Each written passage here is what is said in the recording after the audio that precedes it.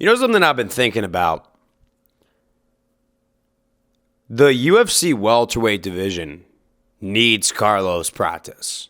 Like, for real. All these men's divisions are stacked, and welterweight's stacked in its own right.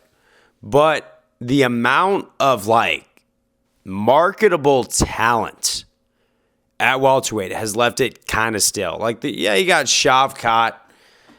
You had Leon Edwards versus Usman. You had Usman be the dominant champ and face of that division. Masvidal, Covington. It's amazing how it used to be so stacked, and then at a blink of an eye, all the names that were big there either just stopped competing, like Colby, retired, or just lost their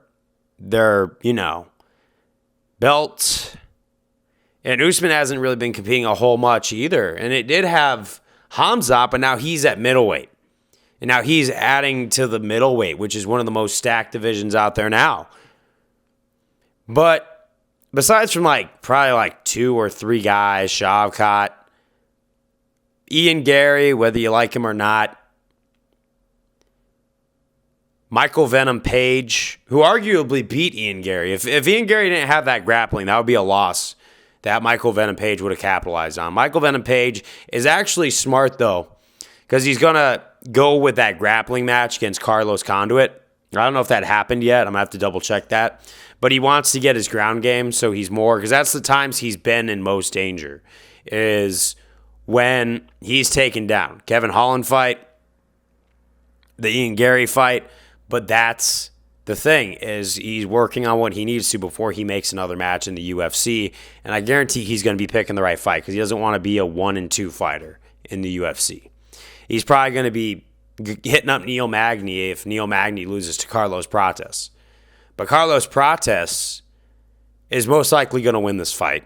I see him knocking out Neil Magny. If you were to ask what my honest prediction was, I think that Carlos Prates is going to KO Neil and make it look easy. But he's got this interesting, marketability to him of just this dark horse who's going to come in and possibly make a few climbs. But he's going to jump over a lot of the dudes. Like Sean Brady, for example. I mean, Sean Brady's probably going to beat Carlos where Carlos is at his career right now. But Sean Brady, as good as he is at jiu-jitsu, he isn't quite the most outspoken or quite marketable dude out there. He just doesn't make a whole lot of noise. It's not that they're bad fighters. They're just bad at selling themselves. Where Carlos Prates just has this look to him where he sells himself without really trying. Sigil magic on his neck? Maybe. His tattoos are very interesting, and they represent that there might be something darker going on under the surface. But that's the thing. Maybe we need some bad guys. Maybe we need some ruthless, gangsters in the division. Because the long days of Prime Diaz brothers are way far gone. And we haven't had any guys like Carlos who are just there to cause danger yet. And that might be a return to that old thing that might actually bring 170 back to at least somewhat of a shade of its former glory. Because it's had so many high times, like GSP, Matt Hughes, Matt Serra. If you want to go really back, go a little bit further. Tyron Woodley, Darren Till, those days. Go a little bit further. Usman, Covington, Masvidal, Askren for a while. Even though Askren's career was entertainingly, questionable, he still brought something. And then just kind of a lot of crickets.